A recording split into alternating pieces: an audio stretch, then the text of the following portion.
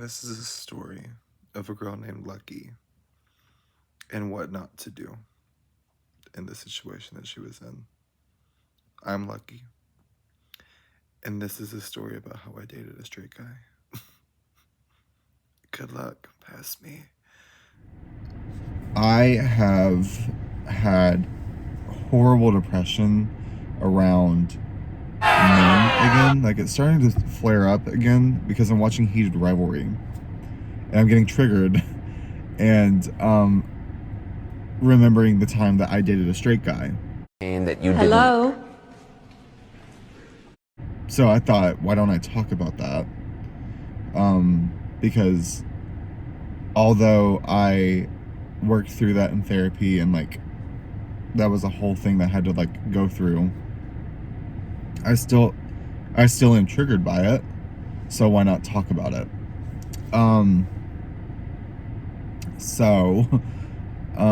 We met at work, me and this guy, and it was like weird type of like how do I describe this?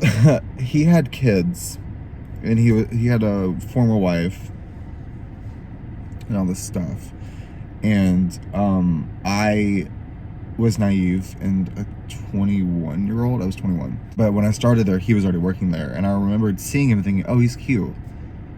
Fast forward, he started working in my department, and I was like, oh, okay, so you work here now, like you work over here now. And he was like, yeah. And I was like, okay, right. We started having a friendship. Lo and behold, we started like getting closer and closer, and it was this weird thing of like, we never confirmed to each other that we were dating. It was never a confirmation thing that we were dating, but we texted every night after work. We texted before work. We would talk to each other at work. We hung out like outside of work, after work, all the time. We did the things that a couple would do. So for me, it was just like, I felt like there was a relationship there. Obviously he didn't. Because right when I told him I had feelings, the next day he got into a relationship with somebody, and unfortunately that was my drag path to my bipolar diagnosis. I have videos of me crying about it. If I can find them, I'll like put in screenshots of them. But I was sobbing. That was the deepest depression I've ever been in. It was one of the worst, like, it's the worst feeling to be not only gay, but gay in the South and not get picked by somebody that you thought would pick you. And obviously that fucking hurt. But I'm really good at hiding my, like, I don't know how to like phrase this. I'm very good at hiding if I'm upset, if I have to hide it to remain friends. So I was able to do that, and we remained friends. And it was this weird, it was just this weird dynamic where I became the third wheel with him and his new girlfriend. But he wanted to keep me around. He didn't want to let go of me. And I see this in Heated Rivalry, unfortunately, through Ilya's, like, I'm talking about the show, by the way, not the book. I'm talking about the show. I can't find the fucking books. I want to read them so bad. Anyways, but the connection that I had with that was Ilya had this overprotectiveness with Shane, and he had that with me, where he wouldn't let me like farther out of his eye line than he like had to. And it was like this weird thing that I don't want to call it control, because it wasn't really control. I could still do what I wanted. I was still like my own person. It was just him wanting to, towards the end he said he didn't want to lose me as a friend. And I thought, in my head, I was like, no, you don't want to lose me as more than a friend. Because why is this connection, why are you holding on to it so hard? And it's because he didn't have friends. And looking back, I can see that now. He didn't have friends. It was hard for him to make friends. And obviously, like, looking back now, I'm like, well, you couldn't make friends because you were just an awful person. Which, I mean, that's my opinion. That's my opinion. Is that person really at the McDonald's on Christmas? It's Christmas Day, by the way. I'm recording this on Christmas night. But yeah, he was an awful person. It was just very, like, it was one of those experiences that I'm never gonna, like, let go of, because it taught me a lot about me. It taught me a lot about the fact that I do have intense control issues, and I do have these intense moments of I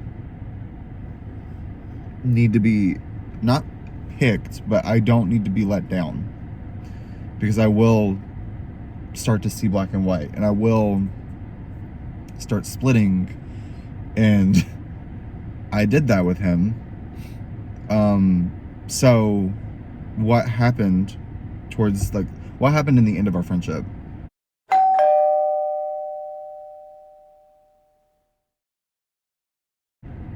was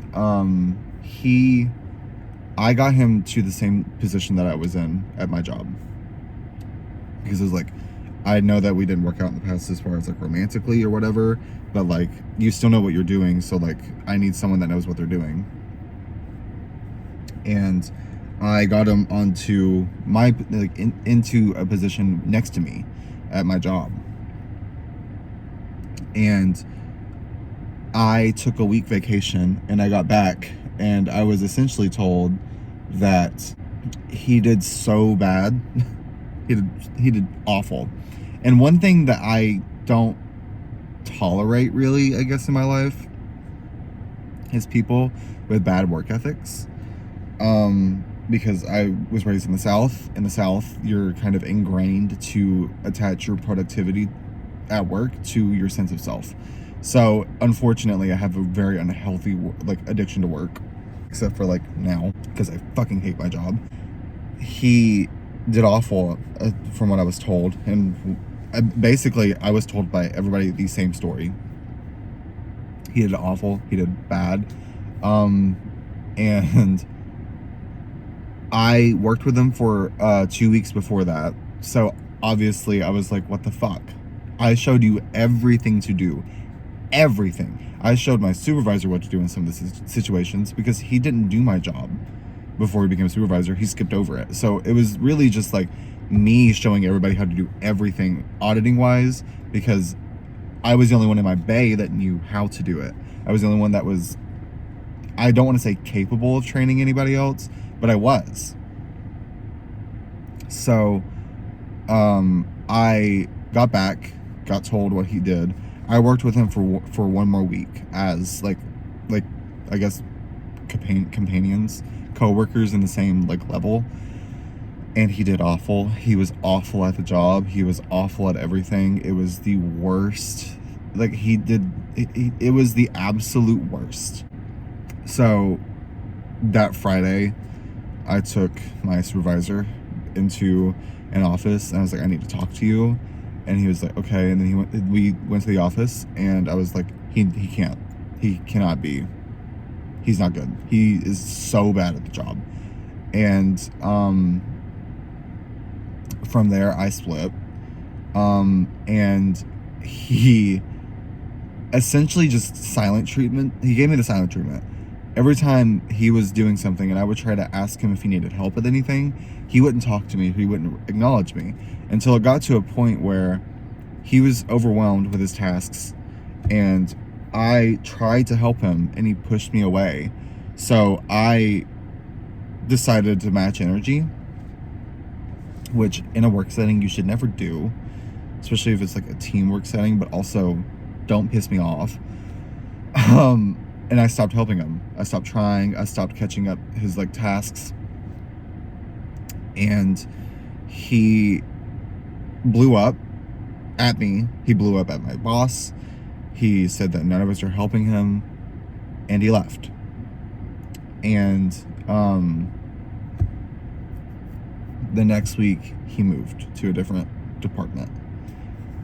So, and then we just only talked in passing, where it was like, hey, like, it wasn't like it was before, where we were hanging out and we were doing all these things together and like being friends, borderline partners.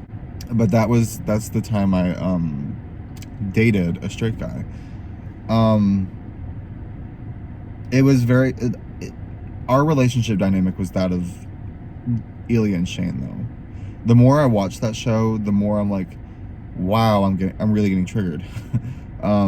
Because ours wasn't over years, but it was over weeks. It was over, like 2 months before we actually started just hanging out outside of work. And it was just like, it's just like it's portrayed in Heated Rivalry, unfortunately, where we both were very like connected in a way. And it sucks because I still think of him fondly. I still think of like, what if he chose me? What would my life be like? Where would I be? What would have happened if I was okay with being chosen? Like, the what ifs are what kills me right now, because I hate New York. I really do. And a part of me thinks if he chose me, I wouldn't be here. I wouldn't be in New York.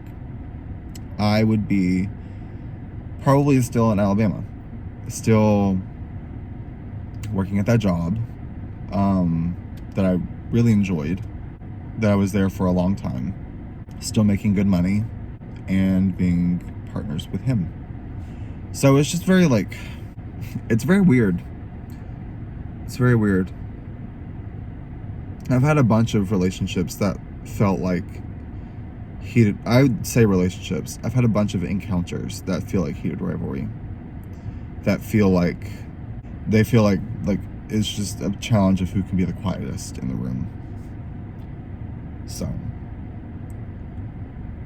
I don't know, I had to say that because I started like spiraling in my room like 40 minutes ago. So, thanks for watching. If you did watch this is more of a release for me, if we're being honest, because I'm really feeling it today. I'm really feeling that depression. So, bye.